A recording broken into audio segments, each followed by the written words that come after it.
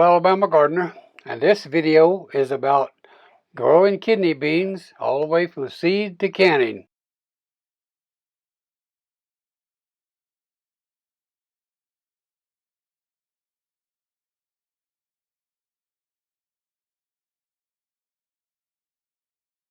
Now I always like to get my rows straight, so you see me using a string to do that. And I like to use a little bit of triple 13 fertilizer. Then after you sprinkle the fertilizer down, you need to go back through with a hoe, as I'm doing here, to mix it in with the soil.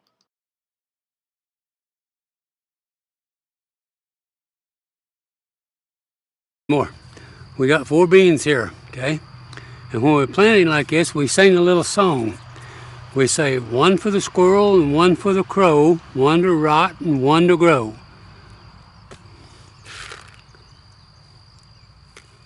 I'm going to do it again.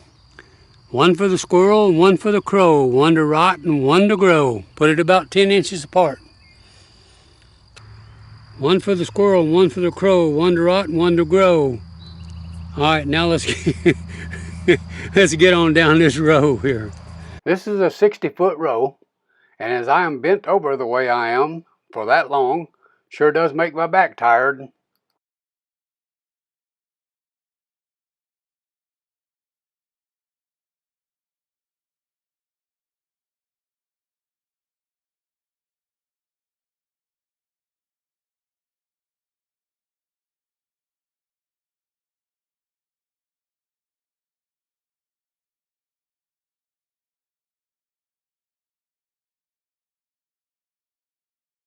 Then after you get the seeds planted, you come back with a rake and cover them up.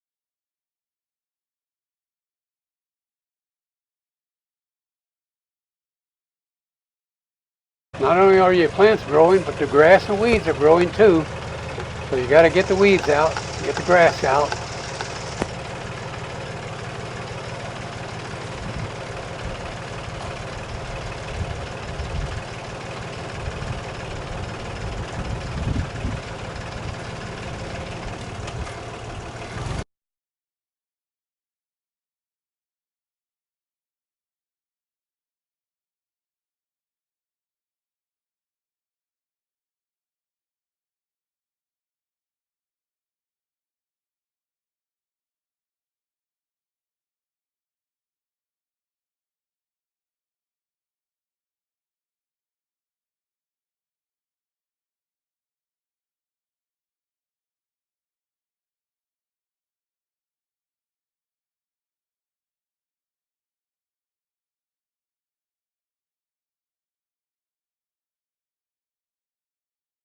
Okay, here's the kidney bean patch. I think it's time to start picking. Now I'm going to harvest these kidney beans when they're at what's called the shell out stage. Because as you see when I open them, they will be plump. I'm thinking anything that's yellow is probably ready. So let's pick one of them and see what we got here.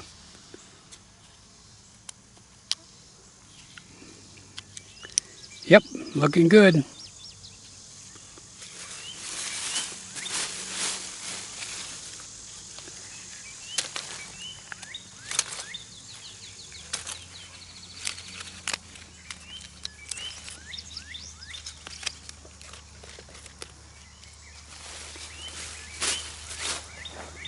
There's some that are still green. See all these green ones here. So they're not ready yet. So we'll skip over those. Get this yellow one down here. Now here I've placed some paper on the kitchen table. We got a big pile of kidney beans there, and I'm getting ready to start shelling them.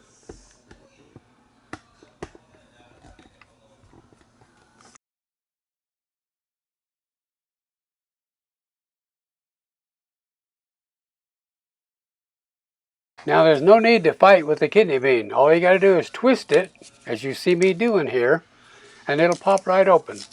I'll do 2 or 3 to show you how that works.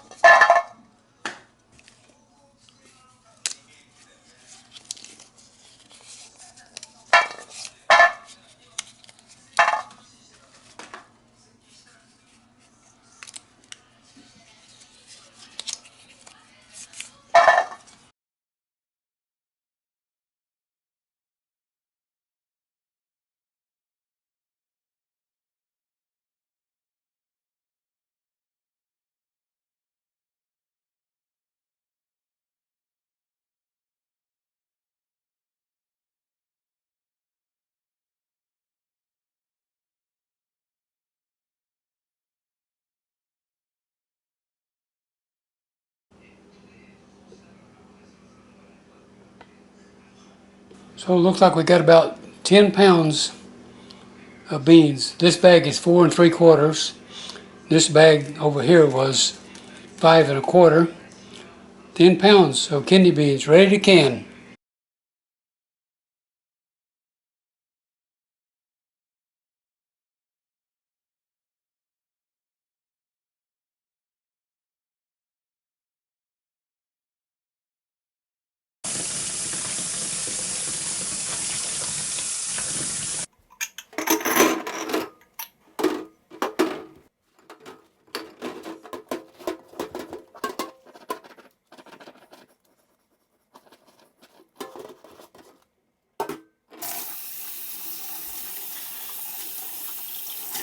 And yes, wash your lids too.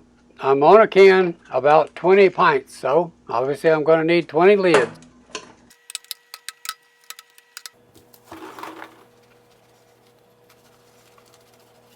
I'm planning on canning these the next day, but you never know when something would happen and I can't get to it. So if you wash them before you store them in the refrigerator, it causes them to mold more quickly.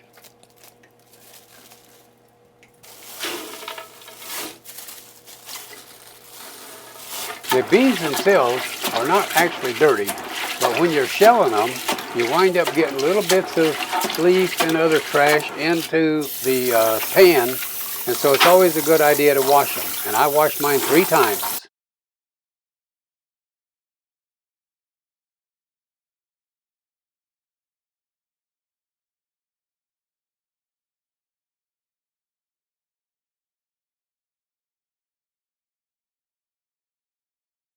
I'm doing this measuring to figure out how much water to put in my cooking pot.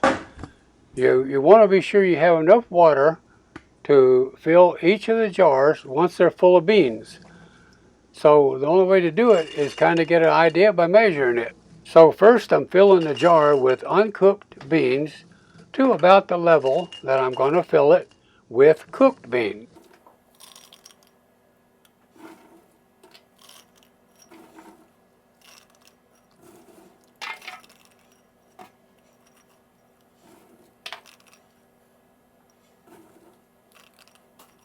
Now I'm going to fill that jar with water to what's called the headspace line, which is about 1 inch below the rim of the jar.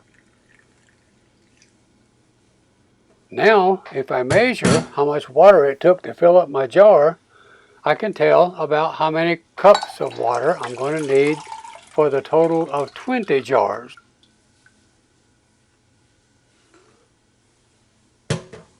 So my measuring cup says that it took 3/4 of a cup of water to fill up my jar.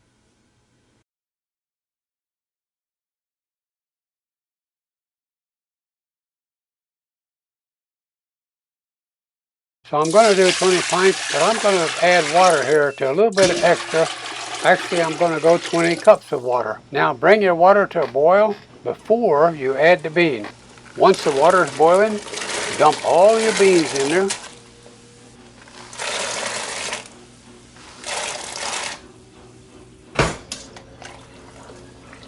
Now bring the water back to a boil and boil the beans for 10 minutes.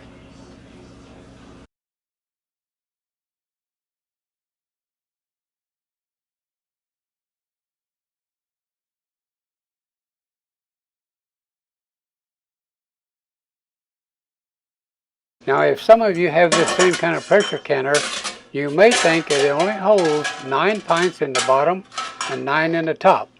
But if you place them at just right, you can actually get 10 in the bottom and 10 in the top.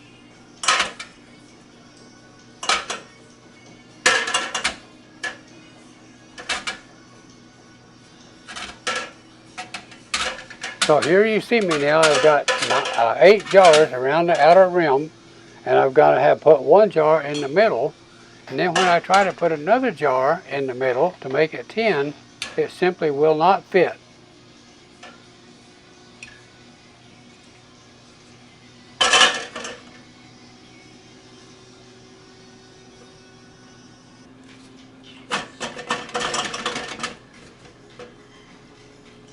Now watch me reposition the jars get them just at the right location, and I can actually put a 10th jar in the middle.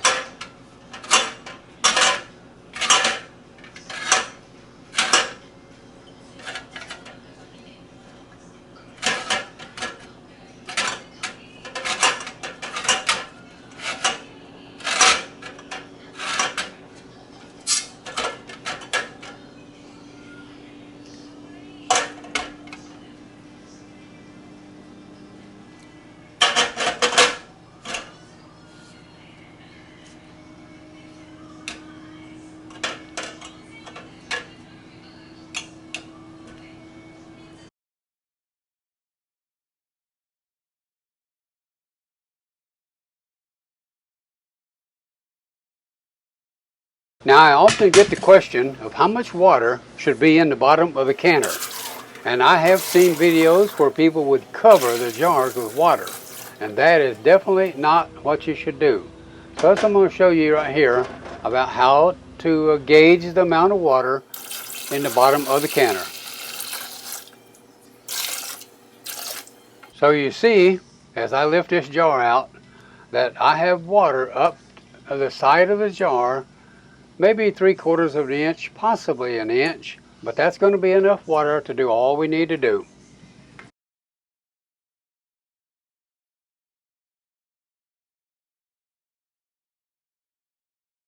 Now you may see some canning instructions that says don't heat the lids. And I do agree, don't boil the lids, but I do like to have them hot because I think it helps with the sealing of the lid to the jar.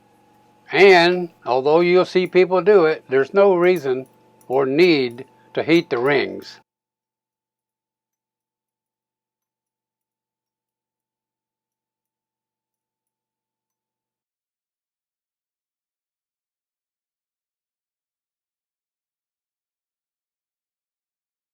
I'm only going to fill the jars with beans up to what I call the shoulder, where the shoulder of the jar begins, because as we cook them in the pressure cooker, they will absorb more water and they will expand. They'll get a little bit larger and it'll actually fill the jar up just a little bit more.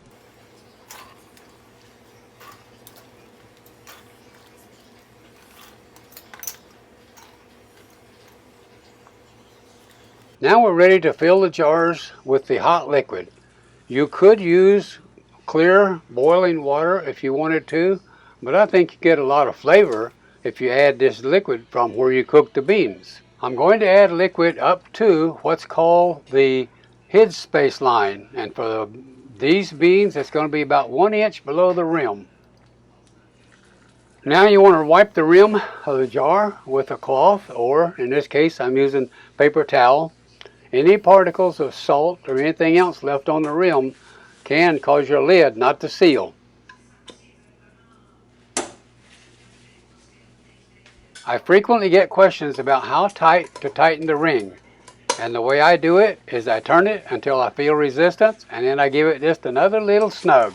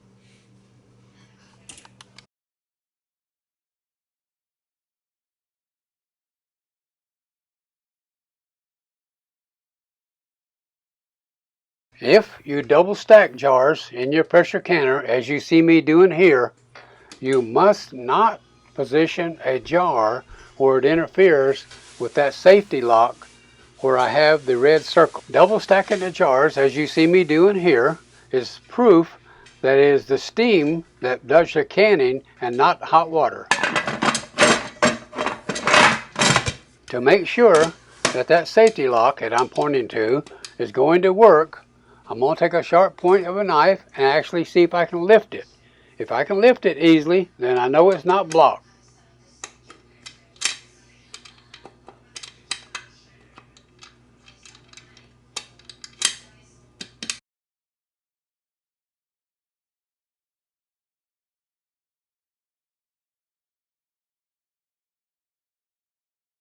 Alright, my processing time is up.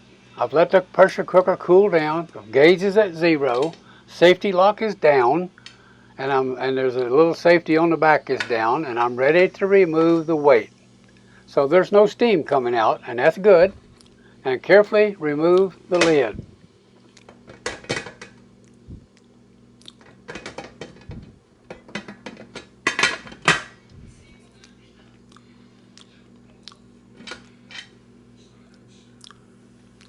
These jars are not yet sealed. The lids are not totally sealed. They're actually bulged up a little bit. So you want to lift them straight up. Don't tip them on their side. There may be a little bit of water on top of them. Don't worry about that. And set them on a towel so they can begin to cool down.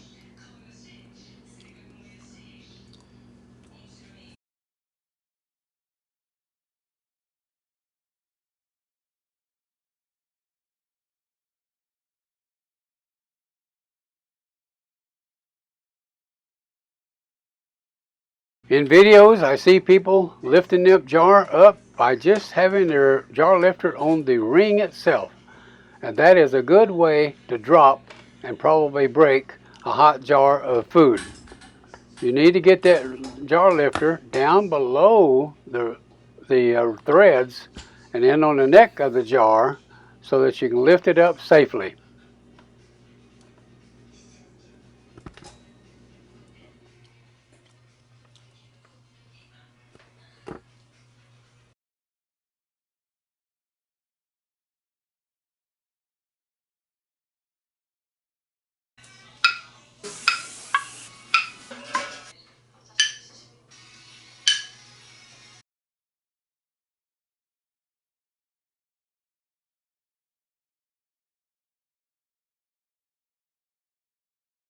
When you can, there's a certain amount of liquid that comes out of the jar, and that will then collect on the sides of your jar.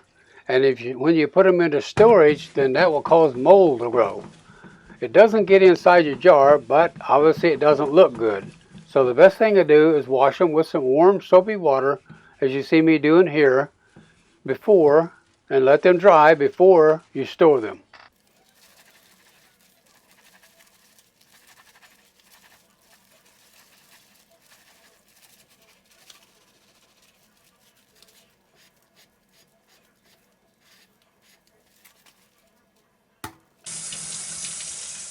And also wash your rings, let them dry thoroughly.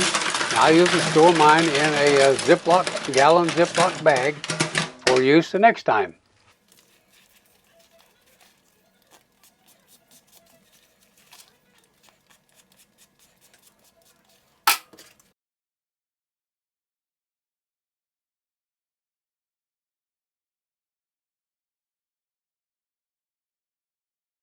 So this is the end result of our little 74-day journey of growing kidney beans.